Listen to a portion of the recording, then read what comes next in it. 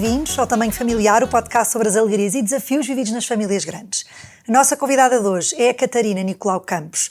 Nasceu em Lisboa há 34 anos e é a mais velha de 3 irmãos. Aos 20 anos e ainda a estudar, casou com o Miguel e tiveram os primeiros filhos ainda na faculdade. É jurista no Banco de Portugal e investigadora em Direito de Consumo na Nova School of Law. Estudiosa de temas da educação, tem aprofundado e aplicado o método de Maria Montessori com os seus 5 filhos.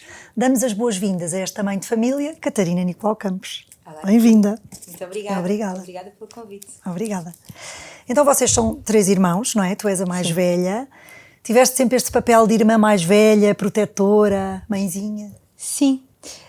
Embora eu e a minha irmã fôssemos só nós as duas durante algum tempo, eu tenho uma diferença muito grande do meu irmão mais novo, temos 13 anos de diferença e portanto quando o meu irmão mais novo nasceu, de facto, não foi um primeiro filho, mas foi assim uma preparação.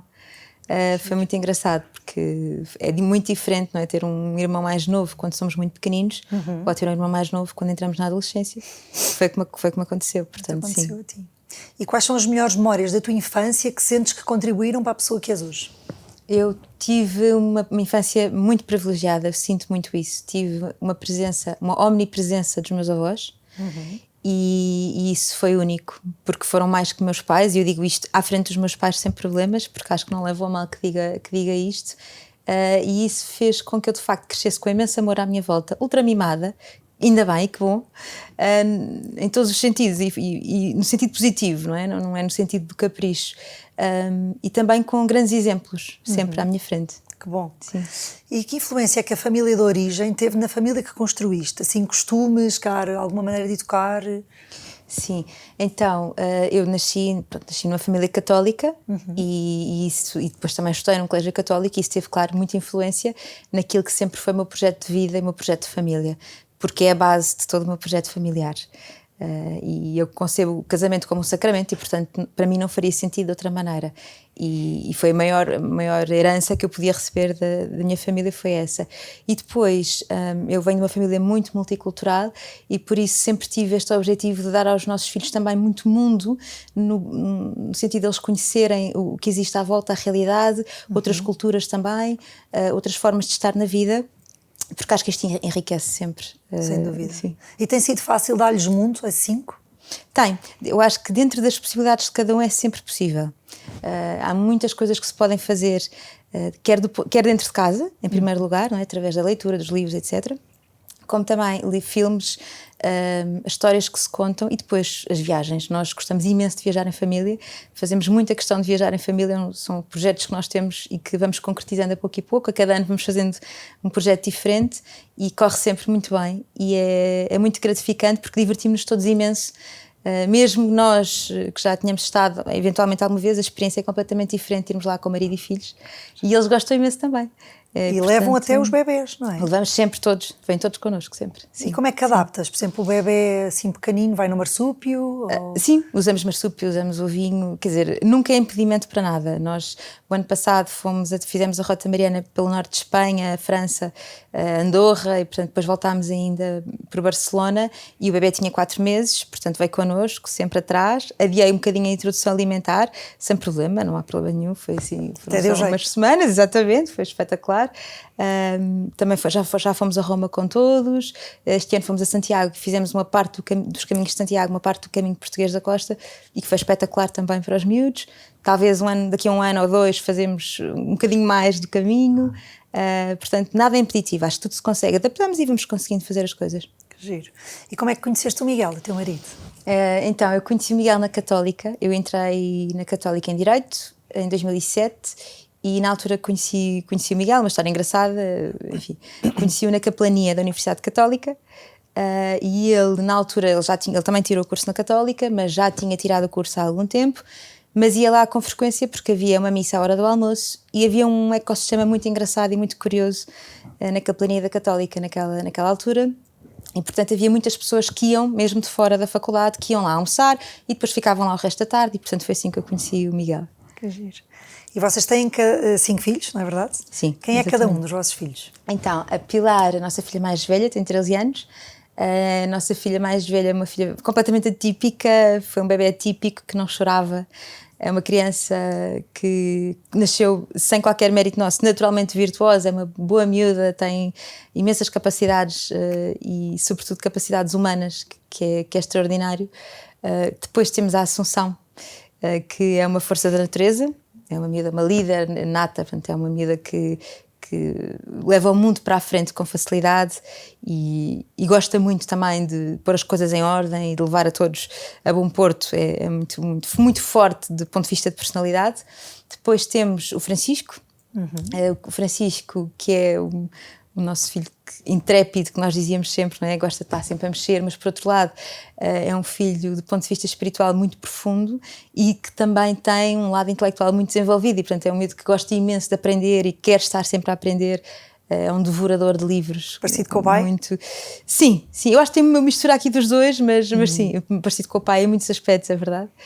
E depois temos o Simão, que é o nosso Simão Sauro, que era assim que ele se intitulava quando era mais pequenino, que é um brincalhão, de facto, é uma criança que até sai fora um bocadinho da personalidade dos irmãos, tem muita graça, gosta muito de brincar, puxa muito à personalidade do Miguel, a parte mais brincalhona. E depois temos o Pio, que já sabemos que é um bebé colérico. Nós, entretanto, estudámos os temperamentos e, portanto, também já chegámos aqui à conclusão fácil, que é um bebé colérico e, por isso, é um bebé muito querido, que fazia falta à nossa família, sem dúvida alguma, pequenino, mas que tem também uma personalidade muitíssimo vincada, faz lembrar muito a Assunção, quando era mais pequenina. Engraçado. E as idades? A Pilar tem 13, a Assunção tem 11, o Francisco tem 9, o Simão vai fazer 8 e o Pio tem 1 ano. Tem 1 ano. Tiveram aí uns aninhos sem bebés. Foi. Tivemos antes, foram 6 anos, quase 7 anos sem bebés. E sentem que perderam o ritmo? Ou foi fácil retomar fraldas, noites? Eu estava com medo que isso acontecesse e depois, na verdade, foi absolutamente orgânico e, portanto, o que eu sinto é que sinto que com a idade acabamos por, se calhar, ser um bocadinho, não é descuidados, nem negligentes, mas acabamos por não dar tanto valor às coisas como dávamos antigamente e, portanto, muito mais descontraídos, tudo se leva com leveza. Sim. E como trabalhamos bem em equipa, funciona bem. Sim. Que é essencial. Sim. Ter rapazes e raparigas é muito diferente. Tu, então, que és uma estudiosa dos temas da educação, que pontos-chave é que consideras importantes na educação dos rapazes e das raparigas? É muito importante. Esta questão da diferença entre os rapazes e as raparigas é essencial e eu privilegio muito. Eu própria fui educada num colégio só de raparigas e os nossos filhos agora estão neste momento em colégios que fazem educação diferenciada. Isto é essencial porque, bom, os homens e as mulheres são diferentes, não é? São diferentes do ponto de vista biológico, são diferentes do ponto de vista constitutivo, do ponto de vista psicológico também têm diferenças.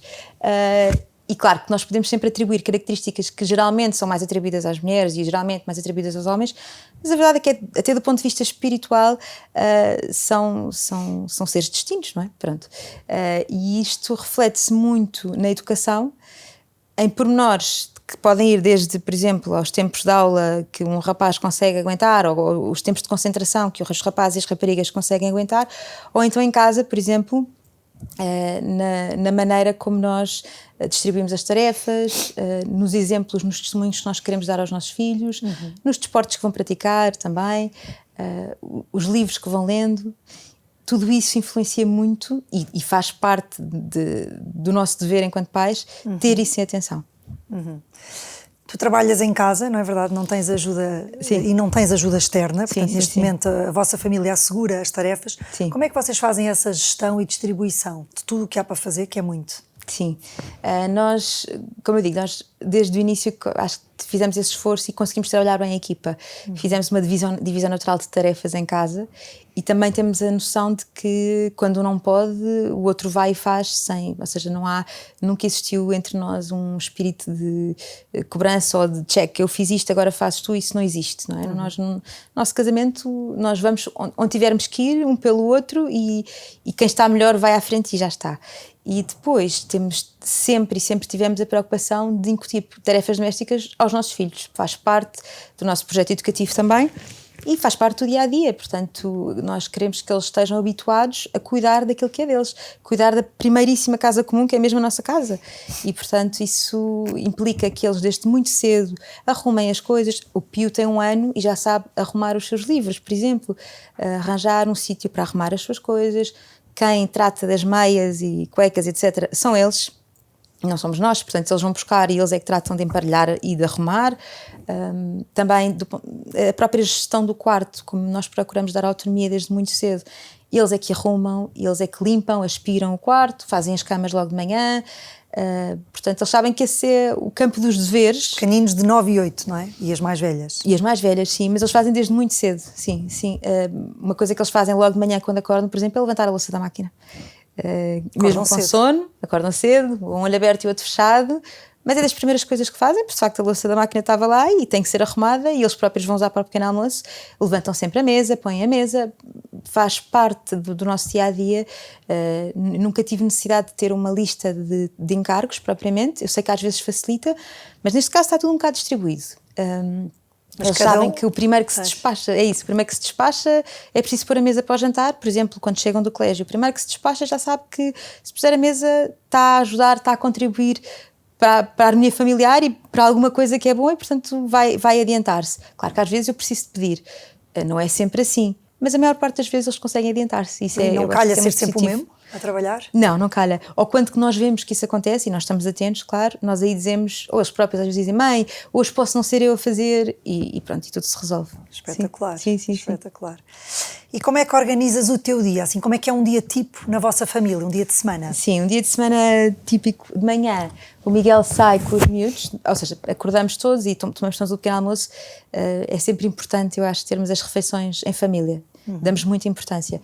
E o Miguel leva os miúdos para a escola de manhã. São duas diferentes, São duas diferentes, exatamente. Eu fico com o bebê em casa, o bebê fica comigo e eu começo o meu trabalho muito cedo, portanto fico com ele em casa e ele está comigo, eu estou a trabalhar. Fazemos uma gestão boa entre nós, há uma boa simbiose. Ele tem o seu espaço e tem as suas atividades e eu vou vendo e ao mesmo tempo estou concentrada, com algum silêncio, que é muito bom. Depois, à hora do almoço, o Miguel felizmente vem almoçar a casa, portanto conseguimos almoçar todos os dias juntos, que também é muito importante para nós. E o bebê assiste, tem este ambiente também que é bom, uma presença contínua, não é? E constante ao longo do dia do pai e da mãe.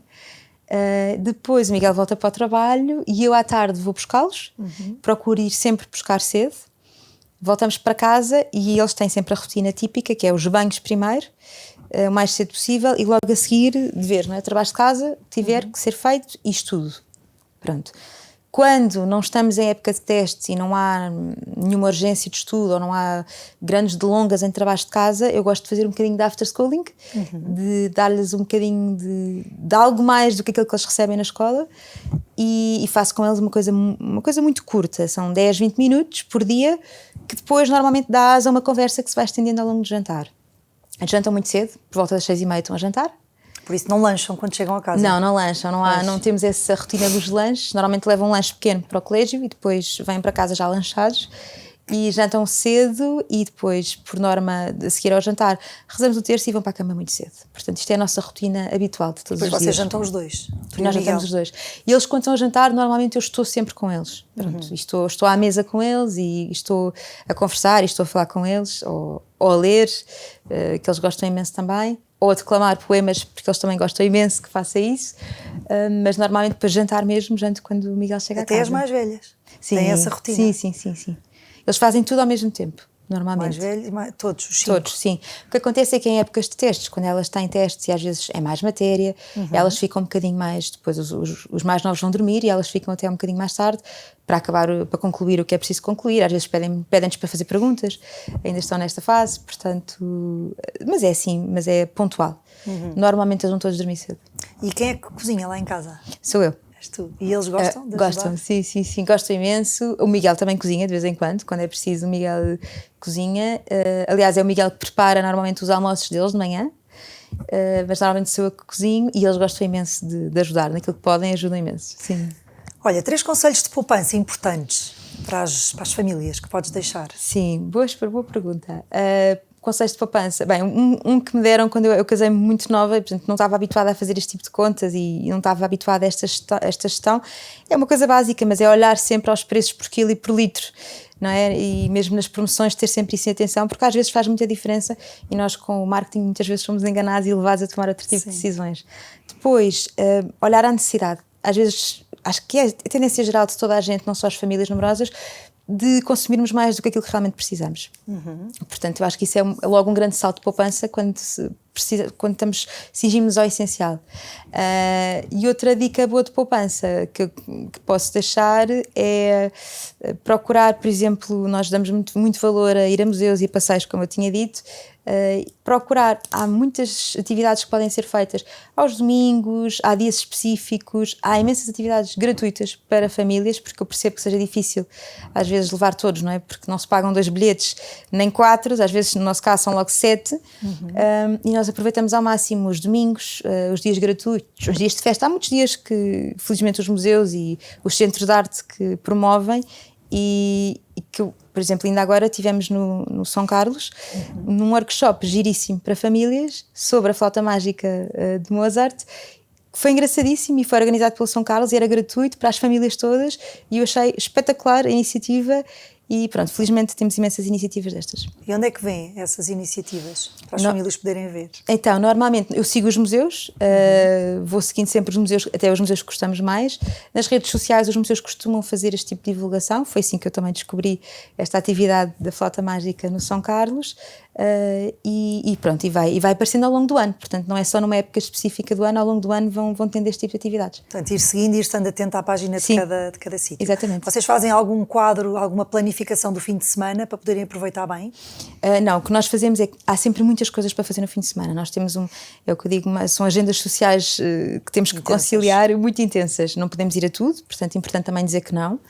O que eu faço é, eu envio as coisas todas para o Miguel, e Miguel, nós temos um Google Calendar comum, e portanto a nossa planificação é conforme aquilo que estiver previsto para esse fim de semana. Pronto, e depois vamos vendo o que é que conseguimos fazer entre aquilo que temos disponível. Que giro. E têm alguma rede de apoio que vos ajuda? Não. Os vossos pais moram perto ou estão perto de vós? Não. Temos pais que trabalham, no meu caso, os pais de Miguel estão em Cascais, que é um bocadinho mais longe. Claro que nós sabemos que se for preciso alguma coisa temos essa rede de apoio, sem dúvida alguma, mas não temos uma rede de apoio diária, normal, constante, não. E como é que organizam o vosso tempo de casal, com filhos tão pequeninos? É verdade, é muito importante, porque o casamento é o nosso primeiro filho, não é? Isto é um ponto assente, sempre foi um ponto assente para nós. Nós prometemos sempre um ao outro que tentaríamos, de facto, não nos consumirmos pelas nossas vidas profissionais e dar sempre primazia à família. E por isso reflete-se no nosso dia-a-dia. Nós conseguimos, felizmente, tomamos o pequeno almoço juntos, almoçamos juntos, jantamos juntos, vamos falando ao longo do dia também. Nós pertencemos a um movimento que são as equipas de casais Nossa Senhora, que tem um pilar que eu acho fundamental e que acho que é muito interessante, e não me canso de dizer isto a casais amigos, mesmo que não sejam das equipas, que é o dever de sentar. O dever de sentar, uma conversa a dois, com a presença de Deus, não é? Ter uma conversa em que não há altercações, em que não há acusações, a capacidade de ter um diálogo e uma comunicação que flui de maneira direta, sem ninguém a atrapalhar, é essencial, e nós tentamos que isso seja feito com alguma regularidade. Não é preciso nada de especial. Idealmente vamos para fora, para um restaurante, mas quando não é possível, e a maior parte das vezes não é possível, nós organizamos um jantar especial quando os miúdos estão a dormir. Portanto, às 9h30 da noite já estão todos na cama, de certeza, todos a dormir, e nós jantamos em casa. Pronto, ou fazemos uma noite de queijo e vinho, e está ótimo. Giro, muito bem. Falando agora aqui um bocadinho nas prioridades, que escolhas é que fizeram para a vossa família? O que é que foi para vocês prioritário? Para nós sempre foi prioritário, ou seja, nós até quando nos conhecemos e passámos a namorar passado muito pouco tempo, foi tudo muito rápido. Nós tínhamos uma ideia, parece assim um bocado abstrata, mas que na verdade é bastante concreta, que é, nós queremos ir os dois para o céu. Pronto. E portanto foi assim que começámos. E foi assim que nos conhecemos, e foi esta a nossa primeira conversa, aliás. E depois, a partir daí que tudo se desenvolveu. E isto é o que nós temos presente, o que tínhamos presente no dia do nosso casamento, e continuamos a ter todos os dias da nossa vida, que é, nós queremos sempre este ideal para nós e para os nossos filhos, o ir para o céu, o bem maior, conhecer a Deus, estar com Deus. E procuramos que a nossa vida se conforme com este objetivo, sempre. E por isso eu tento ajudar o Miguel neste sentido, e o Miguel ajuda-me a mim, e nós os dois aos nossos filhos, sempre.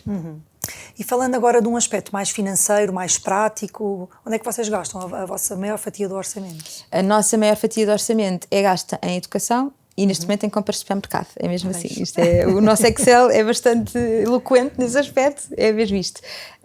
Nós gostaríamos eventualmente de investir noutras coisas, mas neste momento, nesta fase da nossa vida, investimos na educação dos nossos filhos, que é primordial, justamente por isto, não é? O querer o céu implica muitas coisas, implica que nós neste momento, nesta fase da nossa vida, em que eles são pequeninos, temos uma janela de oportunidade única na vida deles, que é muito pequenina. Nós às vezes somos consumidos, não é? Pelo dia-a-dia, pelo cansaço, mas na verdade a vida deles é imensa e nós só temos aquela janela de oportunidade de orientar a vida e orientar toda a formação deles para o bem. Pronto. E isto é um desafio, porque nós no meio do cansaço e da rotina temos que ter sempre presente este propósito. E por isso a educação deles para nós é fundamental. E sempre fez sentido para nós estarem num colégio cujo projeto educativo casasse também com este nosso projeto educativo, que é o que acontece. Por isso, para nós, esse investimento é essencial e pronto, o supermercado é incontornável. Inevitável, Exatamente, claro. Não dá para fugir. Muito bem.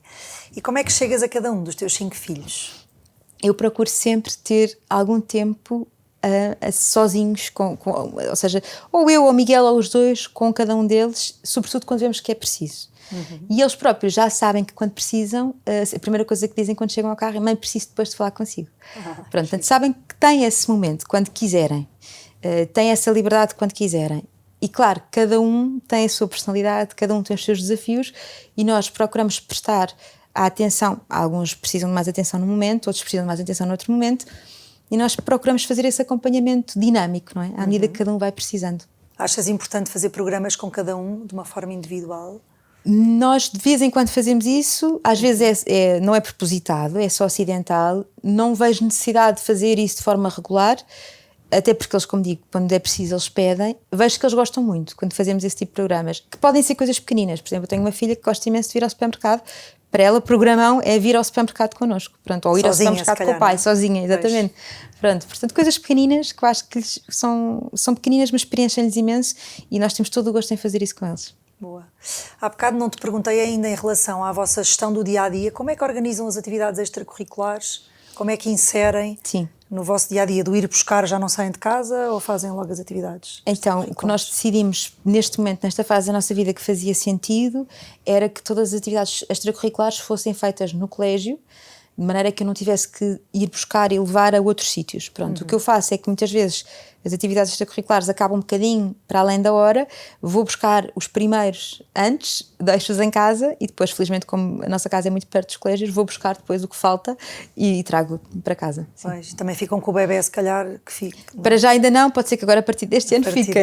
Tenho levado sempre comigo o bebê para trás e para a frente, mas normalmente fazemos assim. É sempre muito mais fácil terem tudo no colégio, até porque têm as aulas e vão logo a seguir e depois eu só tenho que ir buscar. Sim. Verdade. Falando agora aqui um bocadinho dos ideais, que ideais é que tu e o Miguel fizeram questão e fazem questão de passar aos vossos filhos? Nós, como eu dizia, tínhamos sempre e temos sempre na cabeça ir para o céu, não é? A ideia é sempre de ir para o céu.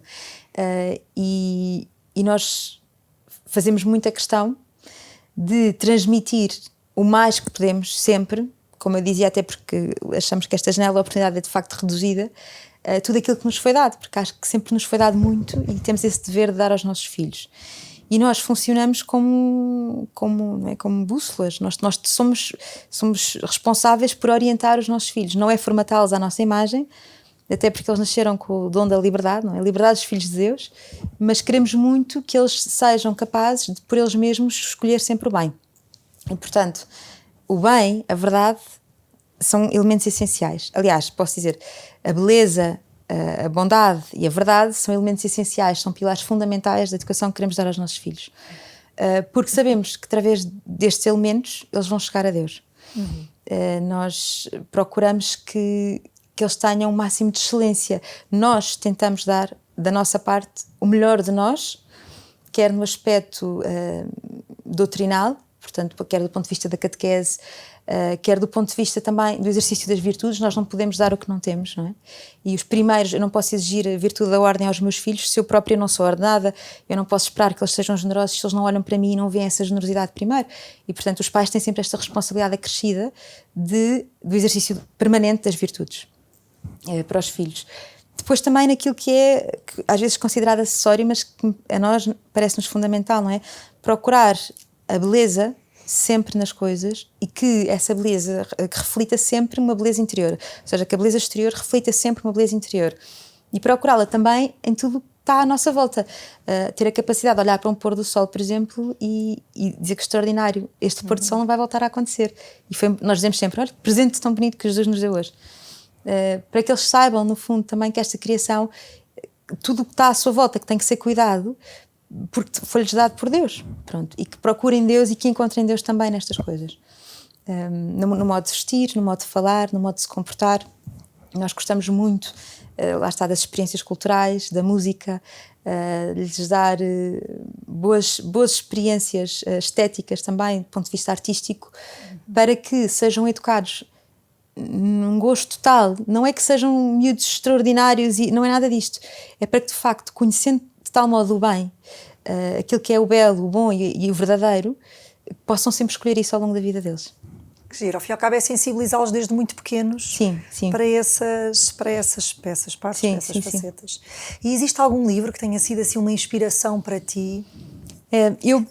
Eu tive um encontro grande com Maria Montessori depois da minha segunda filha ter nascido, da Assunção ter nascido, e foi uma viragem muito grande na minha vida, porque conhecer Maria Montessori e depois trazer Maria Montessori para a nossa vida implica desde logo uma mudança em nós mesmos, número 1, pronto. A mudança de atitude, mudança de mentalidade, sobretudo quando estamos muito formatados àquilo que é a tradição, não é? Culturalmente, do ponto de vista da educação, aquilo que nós temos do ponto de vista da educação. E eu diria que essa foi a grande mudança, foi os livros que eu depois fui lendo de Maria Montessori, de facto, que mudaram muito a minha perspectiva. A Maria Montessori diz uma coisa incrível, tem uma frase, eu não vou dizer de cor, mas diz mais ou menos isto, não é? Que Maria Montessori diz isto em relação ao professor, mas eu acho que isto se aplica aos pais, que nós temos que fazer um permanente autoexame de renúncia à tirania e temos que expelir de nós, do nosso coração, a tentação da ira e do orgulho e revestir-nos de humildade e de caridade, e que isto é o ponto de partida para qualquer educador. E é verdade. Pronto, eu quando fui descobrindo Maria Montessori, de facto é exatamente isto, não é? É muito fácil para um pai ceder à tentação de cair nas patologias da autoridade, não é? O autoritarismo, a permissividade, enfim, a ira. Então, uma pessoa que tem tendência colérica, eu tenho, não é? A ira e o orgulho são constantes, é uma luta espiritual permanente quase, e portanto este exercício de revestirmos permanentemente de humildade e de caridade em relação aos nossos filhos mudou muito e pacificou muito aquilo que eu tinha em casa naquele momento, e portanto foi uma viragem muito grande. E depois a partir daí fui lendo um bocadinho todos os livros de educação mais clássicos, autores que eu gosto imenso e que gosto muito e que continuo a ler. Fui ler um bocadinho também sobre o que era a educação clássica, sobretudo no período medieval, perceber um bocadinho o trivium, o quadrivium, e compreender no fundo como é que estas artes liberais de facto ajudam à formação integral da pessoa, para uma formação que não é só uma formação cognitiva, mas uma formação que permite que a pessoa tenha, no fundo, coopere intelectualmente para o bem e que escolha o bem, lá está, que consiga perceber o que é o bem, e isto é essencial. É essencial para a educação, e no fundo não consigo dizer um autor que me tenha marcado mesmo, mas acho que depois, a partir do momento em que eu fui lendo estes livros todos e fui... Foi muito esta temática, se calhar. Foi, exatamente, foi. Mas como é que foi, o que é que te despertou para Maria Montessori? A mim o que me despertou para Maria Montessori foi um ateliê que a Assunção fez. Era muito pequenina, tinha 3 anos, e eu tenho uma grande amiga que é diretora de uma escola Montessori e convidou para fazer um ateliê Montessori. Foi um ciclo de 3 horas, uma manhã. Na altura era sobre o embrião espiritual, que Maria Montessori fala, e a minha filha era uma filha minha um bocado agitada e que tinha, lá está, uma força imensa, e que, enfim, eu acho que era muito pouco compreendida pelos adultos que estavam à volta dela. E isto faz toda a diferença, porque nós temos não é, uma potência destas à nossa frente, a nossa responsabilidade, nós não podemos estragar esta planta que está à nossa frente, pelo contrário, temos que saber como é que vamos cuidar dela. E ela veio completamente diferente daquele ateliê. E eu pensei, o que é que se passa aqui? E pronto, e depois no ateliê seguinte eu fui e percebi que a abordagem em relação à criança era uma abordagem diferente, que assentava em 3 pilares essenciais: a criança equilibrada, o adulto preparado e o ambiente preparado. E isso, só isso, uma coisa tão simples, de repente mudou completamente tudo. E entretanto fizemos uma formação para pais, o Miguel e eu, para pais Montessori, e isso mudou muito de facto a nossa vida. Dar um exemplo muito simples, eu ficava louca quando começavam a introdução alimentar e começam a comer sozinhos. Os nossos filhos começam a comer sozinhos desde muito cedo. Desde 1 ano começam logo a comer sozinhos e sujavam tudo à volta, não é? Pronto. E depois sujavam tudo à volta e eu tinha chão que não estava preparado para receber comida e etc. E estavam vestidos e depois sujavam-se. E eu percebi que naquele exemplo concreto eu não estava adulta, não estava preparada.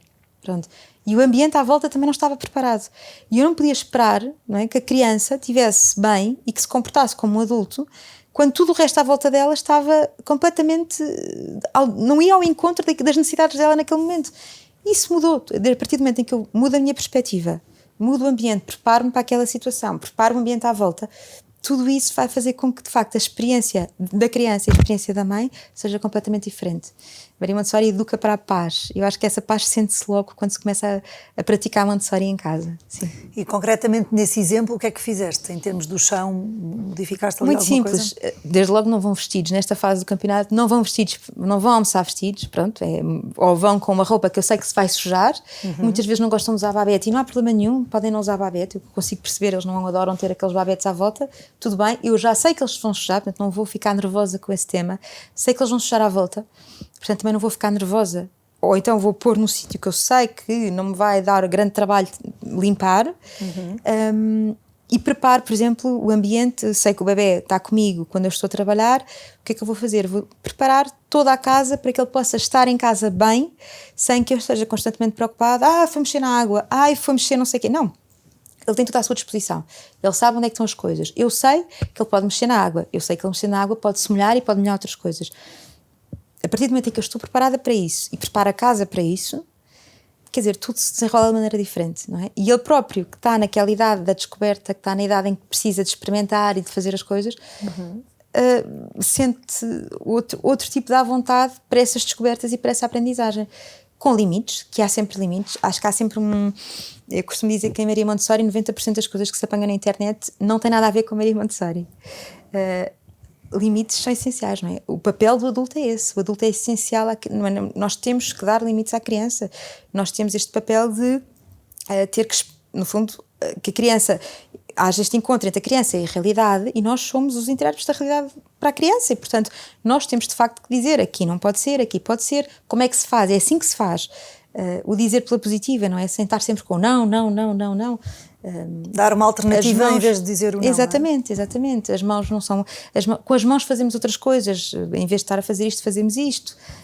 E de facto é completamente... É uma mudança enorme na nossa vida.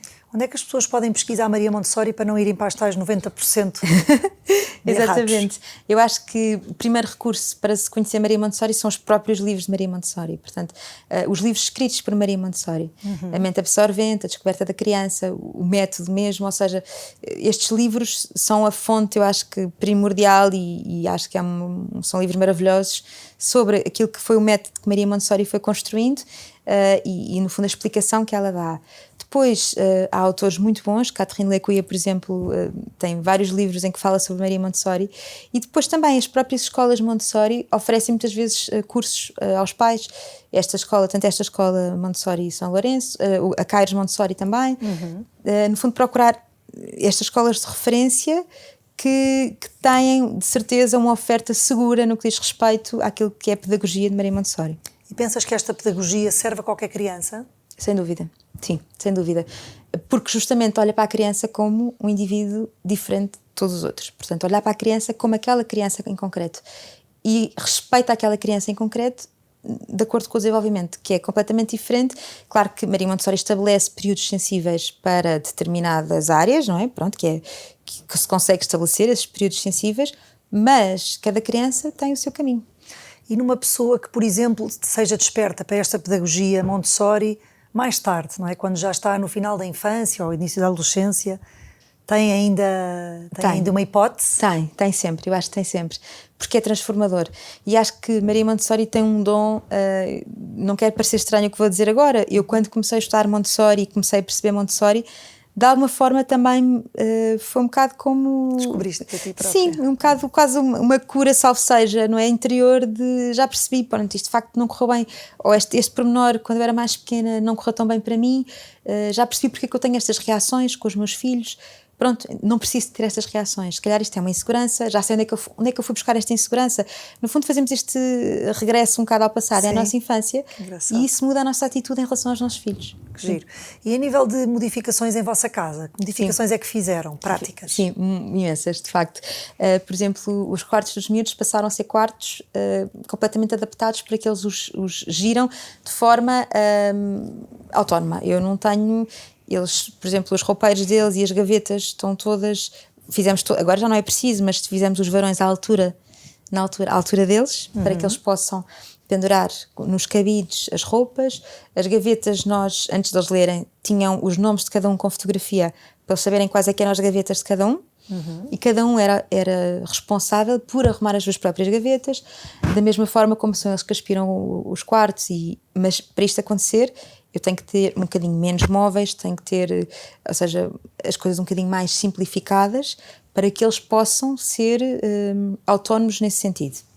Depois, eles têm acesso desde muito cedo, por exemplo, sempre tiveram acesso, eles tinham uma prateleira dos lanches, têm a sua prateleira com água para se poderem servir quando quiserem. Na cozinha, não é? Na cozinha, exatamente. Neste momento o Pio também tem um espaço dele na sala, tem o seu cantinho da leitura, o seu sofá com os seus livros que gosta imenso, já tem os seus livros preferidos, tem umas estantes com os jogos próprios para a idade que eu tenho, alguns materiais também Montessori que ajudam muito, outros que não são Montessori mas que ele gosta de brincar também. Na casa de banho gostamos também de promover a autonomia, por exemplo, na lavagem das mãos, escovar os dentes desde muito pequeninos. Nós na verdade temos um móvel mesmo pequenino, onde ele pode pôr a água e ele lava as mãos sozinho e seca as mãos sozinho. Portanto, já faz isto sozinho, que é ótimo. E eles próprios vão se sentindo realizados nestas tarefas. E é engraçado porque uma criança que esteja concentrada e realizada nestas tarefas, a criança torna-se automaticamente mais tranquila. Portanto, mais... não tem este desejo, às vezes vemos as crianças um bocadinho perdidas, sem saber o que fazer, mas precisam muito desta pacificação interior, que às vezes é muito simples, não é? Que se concretiza eu tinha um filho, Francisco, que ficava horas a descascar tangerinas. Horas. Adorava descascar tangerinas. Ele não as comia, descascava. E, portanto, passava imenso tempo com aquelas mãozinhas pequeninas a descascar as tangerinas. A treinar a motricidade fina, exatamente, não é? Com imenso cuidado, muito devagarinho, e eram horas de concentração que são preciosas para eles. Nós já sabemos, não é? Do ponto de vista do desenvolvimento cerebral, aquelas horas de concentração são preciosas. E eu deixava que ele ficasse aquele tempo, e ele vinha lá absolutamente feliz, contente e realizado, não é? Vinha dessa atividade feliz e realizado, que é uma coisa mínima, pequenina, que se pode fazer sem materiais, sem comprar coisas caras, nada disso, não é? Uma coisa muito simples. Claro que isto também nasce da observação. Pois. Eu só consigo perceber isto de cada filho porque estou com eles em casa, porque consigo olhar para eles e perceber o que é que cada um deles precisa, não é? Cada momento. Sem observação isto seria impossível. Pois. E se calhar também é mais fácil no primeiro, implementar toda esta... Sim. Depois torna-se natural, não é? Depois torna-se absolutamente natural. Nós, no caso da primeira filha, lá está, como foi tudo um bocadinho diferente, é uma filha atípica. Que era também muito tranquila, não é? Muitíssimo tranquila, que participava connosco e era uma criança muitíssimo atenta aos outros sempre, não é? Quando nós estávamos mais cansados, eu lembro-me de estar mais cansada, ela vinha ter comigo e dizia muito pequenina, a mãe está a precisar de descansar. Sim. Pronto, muito pequenina, 2, 3 anos, muito sensível também, sim. E depois começámos a fazer com os outros filhos e passou a ser completamente natural. Sim. Vocês têm brinquedos no quarto ou só na sala? Não, eles têm um cesto, nós temos quarto dos rapazes e das raparigas, eles têm brinquedos cada um nos seus quartos, e depois temos os brinquedos do Pio mais específicos na sala. Na sala, porque é onde tu estás a trabalhar e ele pode estar ali contigo. Exatamente. Claro. Sim. E olha, a nível de leitura, que livros é que recomendas?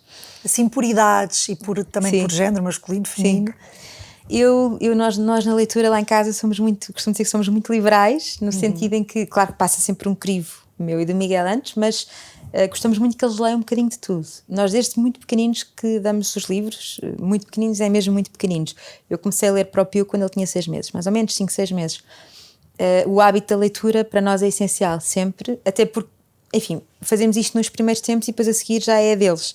Eu já não tenho que ir atrás deles, nunca tive, graças a Deus, que ir atrás deles para ler Eles gostam muito de ler. Poesia, por exemplo, é uma coisa que eu leio muito para eles desde pequeninos, até serem mais crescidos, e que eles têm imenso gosto em ouvir. Gosto de dramatizar às vezes, à hora de jantar, naqueles momentos em que estou com eles, à hora de jantar, ponho-me em cima de uma cadeira, gosto imenso de ler livros de poemas e eles acham graça. Eles gostam muito de decorar poemas, especialmente quando eles são mais pequeninos, e dou-lhes tudo. Eu tenho, quer dizer, Fernando Pessoa tem coisas giríssimas para crianças também. Há muitos poetas brasileiros, por exemplo, autores brasileiros que têm poemas muito bonitos para crianças. E acho que estes livros pequeninos de poemas são muito bons. Depois... Fizeste essa descoberta sozinha? Ou recomendaram-te esses livros? Foi uma herança que recebi, na verdade, porque o meu avô fazia isto comigo. Eu sabia, antes de saber ler e escrever, sabia várias estrofes dos Lusíadas de cor, com 5 anos, porque o meu avô me ensinou. Portanto, não foi nada... E eu sabia aquilo e tinha gosto em saber. Não sabia o que é que dizia, mas tinha gosto em saber aquilo. E ainda hoje sei de cor. Portanto, são coisas que nós, de facto, de saber de cor, trazer no coração, nós trazemos connosco. E sempre achei que era útil, porque não só desenvolve a parte toda de fala e de capacidade de falar e as palavras, etc., como traduz-se num começar, suscitar um gosto especial pela literatura e pela poesia que eu espero que eles desenvolvam ao longo da vida. Pronto. E de facto, quanto maior for a extensão de vocabulário, não é? Numa determinada língua, nós sabemos, maior a extensão de pensamento também. No outro dia estive numa conferência sobre o método de Singapura na matemática. Sim. E o formador falava nisso mesmo, não é? Que quando eles pensaram na questão toda da formação da matemática, pensaram que tinham antes de tudo, na fase da pré-primária, desenvolver muito do ponto de vista vocabulário as crianças para que o pensamento depois, do ponto de vista matemático, também se desenvolvesse. E isso é essencial. Eles leem muitas coleções de Enid Blyton, leem muito os clássicos. Os clássicos eu acho que são essenciais, mesmo que comecem com as adaptações. Portanto, a Odisseia, a Ilíada, os próprios os Lusíadas, não é? Até porque eles gostam, são epopeias, eles gostam muito daquele género. Os rapazes, então, são muito fãs. Também gosto que leiam banda desenhada. Há bandas desenhadas ótimas, não é? Os Tintins, os Asterix. Nós temos muitos tio Patinhas pequeninos que eram nossos. E eles leem. E eu acho imensa graça, porque até nós gostamos de ler aquilo, tem muita graça também. Leem os clássicos, Condessa de Ségur, por exemplo. Os rapazes não acham tanta graça, mas as raparigas acham imensa graça. As coleções das Gêmeas, vão lendo um bocadinho de tudo. Tenho um filho que gosta muito de ler tudo que tem a ver com a guerra e com o Império Romano e com os gregos, e portanto gosta muito de todos os livros que abordem um bocadinho estes temas. E é espontâneo cada um deles retirar-se para ler? Ou existe uma hora? Não, é absolutamente espontâneo. Eles gostam imenso de ler e portanto leem a qualquer hora, na verdade, do dia ou da noite, e vão sempre com o seu livro atrás. Têm mesmo muito gosto pela leitura. Leem também, gostam muito de Tolkien, por exemplo. Todos. Sim. E já a maior parte deles, só o Simão que ainda não leu quase toda a coleção, não é? Não só a trilogia, mas depois os livros que vieram antes e alguns depois, os contos de Natal que ele também tem. De facto, o C.S. Lewis, as Crónicas de Nárnia, são clássicos, não é? De literatura. Sim. Que eles vão lendo sempre e que gostam imenso e que gostam de reler também. E Júlio Verne, depois os antigos, não é? Os Victor Hugo, algumas adaptações que valem muito a pena. E eu vou tentando acompanhar um bocadinho também, ir buscando estes interesses que eles vão tendo e trazê-los para o nosso dia-a-dia ao longo do ano letivo. Vocês têm televisão em casa? Temos televisão em casa. Eles não veem televisão, não há televisão livre, não existe esse conceito, mas utilizamos a televisão para verem filmes. Nós achamos que os filmes também fazem parte desta educação importante, não é? E contam uma história, e há muita coisa dos filmes que nós podemos trazer para a nossa vida, até como exemplo, e como exemplo de virtudes também. E de coisas do que é o bem e do que é o mal. Os filmes às vezes ajudam-nos muito a estabelecer o bem e o mal em situações muito concretas, e nós gostamos que eles vejam bons filmes e temos a televisão para este propósito, sim. Muito bem. Falando agora do teu trabalho, tu trabalhas como jurista, não é? És investigadora de Direito de Consumo e ainda és mãe. Sim. Como é que equilibras estas 3 facetas? Eu de facto acho que em primeiro lugar é essencial estabelecer prioridades. Sim. Pronto. E em primeiro lugar está sempre a minha família, e sempre fiz questão de dizer isto em todos os lugares onde fui fazendo entrevistas de trabalho, dizia sempre isto, e a verdade é que a minha vida profissional é um bocadinho também, como é, porque sempre tive este ponto de honra de dizer que a família estava sempre em primeiro lugar. E para mim não faria sentido ser uma excelente profissional se não fosse uma excelente mãe ou uma excelente mulher, ou pelo menos não procurasse ser, não é? Tivesse essa luta diária. E para isso eu preciso de estar em casa. É um bocadinho este o conceito que nós temos lá em casa. E fazer as coisas por gosto também ajuda muito. Eu tirei Direito primeiro na Católica, depois fiz na Nova, na verdade concluí na Nova e depois acabei por fazer o mestrado e ainda estou lá como investigadora. E tenho muito gosto naquilo que faço do ponto de vista de Direito, não é? Eu gosto de estudar Direito, gosto de ler, gosto muito de escrever, é um dos gostos que eu tenho, e portanto também procuro render esses talentos, não é? No fundo, que eu acho que eu não tenho jeito nenhum para a matemática, sou péssima à matemática, não faço contas, também não sei físico-química, mas tenho gosto em estudar aquilo que estudo e no trabalho que faço. E isso ajuda-me muito, não é? Porque não tenho propriamente dificuldade, não é? Não faço as coisas a contragosto, pelo contrário, consigo olhar, e fui educada a isso, que é uma coisa muito boa, consigo olhar, não é? para o trabalho também como algo contemplativo, não é? Eu olho para o meu trabalho e também é um meio de chegar a Deus, portanto, e é um meio de chegar aos outros, e por isso procuro que seja tudo sempre muito bem feito. E faço com gosto as coisas. E tiveste que fazer alguma escolha, profissão-família, ou sempre foi fácil conseguir conciliar? Não foi sempre fácil conciliar. Houve alturas em que eu tive de facto dizer, atenção, que este trabalho pode ser incompatível com aquilo que eu quero para a minha vida familiar. Felizmente tive sempre a sorte e a benção de ter pessoas do outro lado que não só me acolheram sempre de braços abertos, como me deram a mão e disseram e ajudaram-me, portanto nunca, e uma coisa que foi sempre boa é que nunca houve incompatibilidade justamente por causa disso. Ou nunca te sentiste prejudicada pela tua prejudicada. escolha, a primeira sim, ser a família? Sim. Acho que foi muito importante ser transparente, não é? Dizer logo, atenção, que a minha família vem primeiro, eu não faço noites, não faço horas extraordinárias, e portanto eles sabiam o que contavam.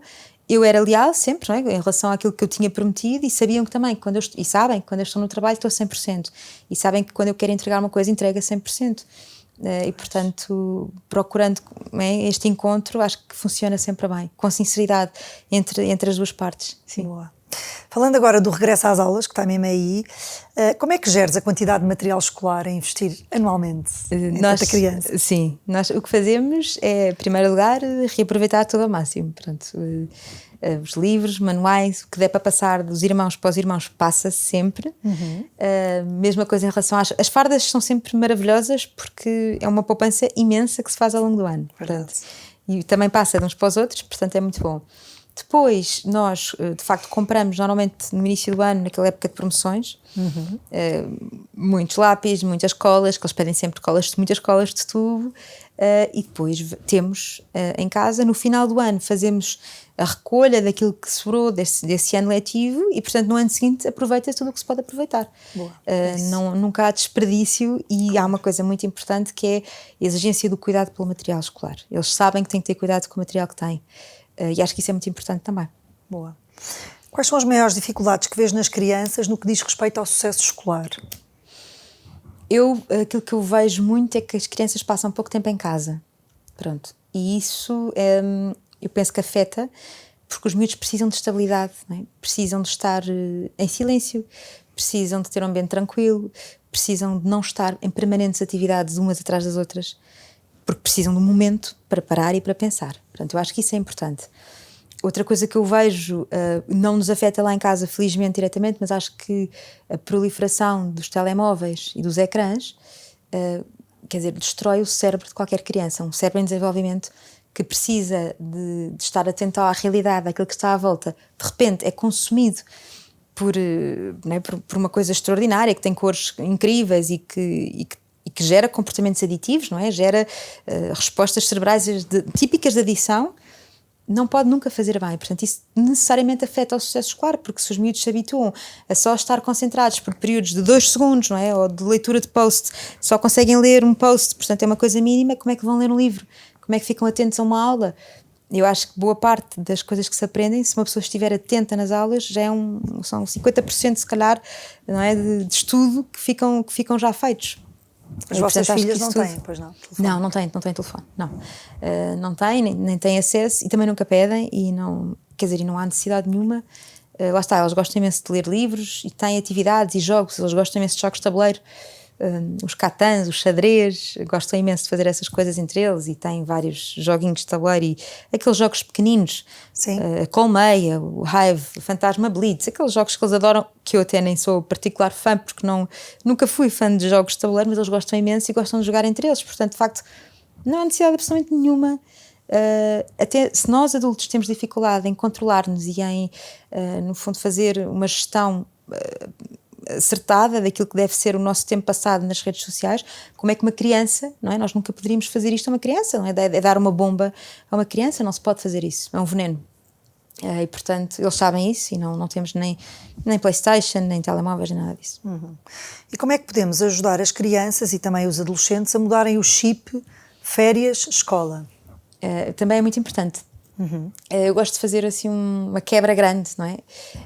Em primeiro lugar eu gosto de parar com as rotinas típicas de colégio e mudar completamente a atividade, portanto trazer novas atividades, mudar um bocadinho os ambientes, mesmo porque às vezes as famílias não têm possibilidade de sair do sítio onde estão, não é? Mas podem ir à praia, podem fazer passeios, podem pegar nos miúdos e da parte todas as tardes ir a um sítio diferente, por exemplo, ou fazer um piquenique, agora com bom tempo, à hora de jantar. Nós, no outro dia, fomos fazer um piquenique à frente da Torre de Belém, foi giríssimo. Estava bom tempo, estava luz, sol, portanto, Miguel saiu do trabalho e apanhámos-nos a todos e fomos todos juntos fazer um piquenique à hora de jantar. E é uma coisa que é impensável fazer isto em época de aulas, portanto, fazer isto já é um bocadinho diferente, não é? É claro que alguns fizeram campos de férias curtos, fizeram de uma semana, também ajudou um bocadinho a parar com aquele ritmo. Não é? de colégio, mas eu acho que é fundamental duas coisas: mudar de facto as atividades e dar a oportunidade de fazer coisas novas, não é? Receitas. No outro dia dei a um dos meus filhos, que gosta muito de cozinhar, pedi uma ajuda que não precisava na realidade, mas que achei que era giro ele ajudar, dei-lhe os livros de lá de casa, o Pantagruel, a Isalita, etc., para me ajudar a fazer o menu de um jantar. E ele divertiu-se imenso a ver aquilo e depois já quis fazer, já tem uma lista de receitas, vai querer fazer. Isso é giro, porque de facto nós não temos a oportunidade nem tempo de fazer isso em tempo de aulas. E depois também acho o ócio muito importante. Acho importante também não ter um horário completamente consumido, não é? Os miúdos precisam de não fazer nada, de facto. Precisam de tempo para rezar, para estudar, precisam de tempo para aprender outras coisas e tempo para estarem sozinhos com eles próprios, não é? Que eu acho que é essencial, porque de facto eles também aprendem muito quando estão sozinhos. Sozinhos digo, eu estou em casa, mas eles... Pronto, não é necessidade. Então e agora o que é que vamos fazer? Não há sempre a necessidade de fazer qualquer coisa sempre. Mas é um bocado um vício, não é? É um bocado... Os meninos têm muito esta coisa, onde é que vamos? O que é que vamos fazer? E agora? Mas eu acho que é um bocado o reflexo de nós. Porque nós precisamos que eles estejam ocupados, porque nós temos muito que fazer. E nós precisamos que eles estejam permanentemente ocupados. Mas eles não precisam de estar permanentemente ocupados, eles precisam... Há muitas coisas que eles podem aprender sem estar a fazer nada, não é? Às vezes, a própria Maria Montessori fala às tantas, não é? Há gestos repetitivos que uma criança faz que não está a fazer nada na realidade, mas que lhe fazem muitíssimo bem à cabeça. E ele aprende a fazer qualquer coisa. Há qualquer coisa que aprende naquele momento, não é? Se eu estou a balançar, ou se estou a mexer, ou se estou a mexer neste copo, de repente ele vai descobrir que este copo, se eu fizer assim, ou se eu puser o dedo por trás, percebe que de facto a imagem fica distorcida. Ou seja, há coisas muito pequeninas que se vão descobrindo, mas só se houver tempo e disponibilidade para essas descobertas. E as férias são o tempo ideal para isto. E como é que os educamos para darem o melhor de si na escola? Eu acho que é fundamental os pais passarem esse exemplo também. Pronto, e exigirem isso dos filhos em casa. Explicar, eu gosto muito de explicar que nós fazemos as coisas, o dar o melhor não é sermos os melhores, não é para sermos impecáveis, nós somos 5 estrelas, não é nada disto, é sermos capazes de corresponder àquilo que Deus nos deu. E portanto, se nós somos capazes de fazer o máximo, então vamos fazer o máximo. Porque, de facto, nós somos chamados a isso, não é? Nós somos chamados à grandeza, à excelência. Nós fomos criados à imagem de Deus e por isso nós temos que de facto corresponder àquilo que nós somos chamados desde o momento em que nós nascemos e fazer as coisas por amor. Eu digo-lhes sempre isto, não é? Não é fazer as coisas, normalmente fazer as coisas a despachar corre mal por alguma razão, porque de facto não temos o cuidado de pensar quando eu lavo as louça e quando estou a fazer alguma coisa, e digo isto muitas vezes, não é? Eu penso, vou deixar esta cozinha limpa porque os meus filhos, preciso que os meus filhos venham venham cá e tenham a cozinha limpa, preciso de cozinhar para eles e ter este ambiente preparado, lá está.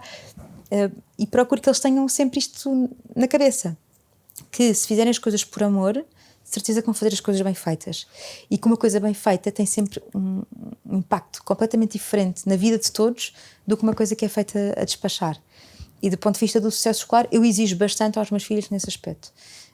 Eu sei que se eles podem dar muito, o dever é darem muito, de facto, e portanto o mais ou menos, eles próprios às tantas já não ficam satisfeitos, e isso é o que eu sempre procurei, ou seja, que não fosse por uma questão de validação externa, mas que eles procurassem a satisfação interior de saber que fizeram um trabalho bem feito e que estão contentes com o seu trabalho. Portanto, a maior recompensa de facto é essa validação interna que eles têm de saber que deram o melhor de si, que corresponderam e que correu bem, pronto.